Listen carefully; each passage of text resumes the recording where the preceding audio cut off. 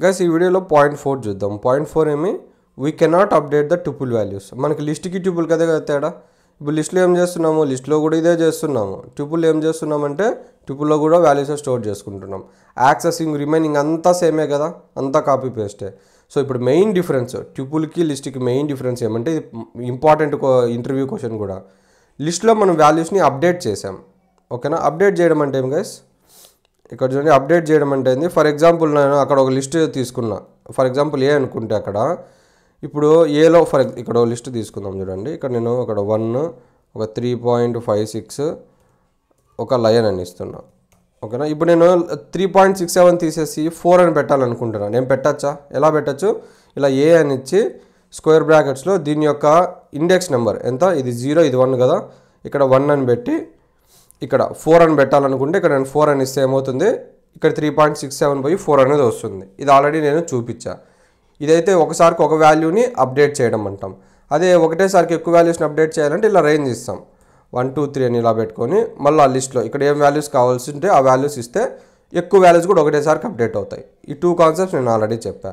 So దీన్ని ఏమంటామంటే మనము అప్డేటింగ్ ద లిస్ట్ అంటాం. అంటే ఈ లిస్ట్లో ఉన్న వాల్యూస్ని అప్డేట్ చేస్తున్నాం, కొత్తగా వాల్యూస్ని అప్డేట్ చేస్తున్నాం, ఉన్న వాల్యూస్ని డిలీట్ చేసేసి.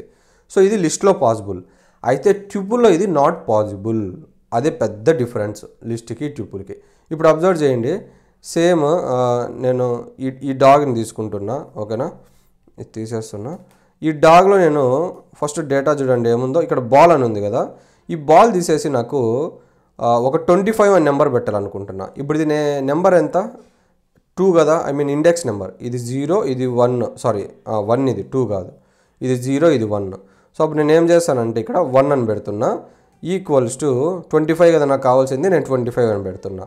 ఇది లిస్ట్లో అయితే ఏం జరిగింది, అప్డేట్ అయిపోయింది. కానీ ఇప్పుడు చూడండి ఏం జరుగుతుందో, నాకు ఎర్రర్ వచ్చింది, ఓకేనా. ఇక్కడ ఏం జరుగుతుంది చూడండి, ట్యూపుల్ object does not support the item assignment. అంటే ఐటమ్ అసైన్మెంట్ అంటే ఇది గైస్, అసైన్మెంట్ అంటే ఇది. ఐటమ్ అసైన్మెంట్ అంటే ఒక ఐటమ్ని మనం అసైన్ చేస్తున్నాం కదా, అందుకు ఇది ఐటమ్ అసైన్మెంట్ అనేది. సో ఇక్కడ చూడండి, ట్యూపుల్ డస్ నాట్ సపోర్ట్ అంటే ట్యూపుల్ అనేది దీన్ని సపోర్ట్ చేయదు అని, అంటే ఇది నాట్ వ్యాలిడ్ అని చెప్పి మనకి ఎర్రర్ వచ్చింది. సో ఇప్పుడు ప్రూవ్ అయింది కదా. అదే మనకి లిస్ట్లో అయితే ఇలా వస్తుందా, ఇలా రాదు, వాల్యూ అనేది అప్డేట్ అవుతుంది. నేను లిస్ట్ వీడియోలో మీకు చూపించా.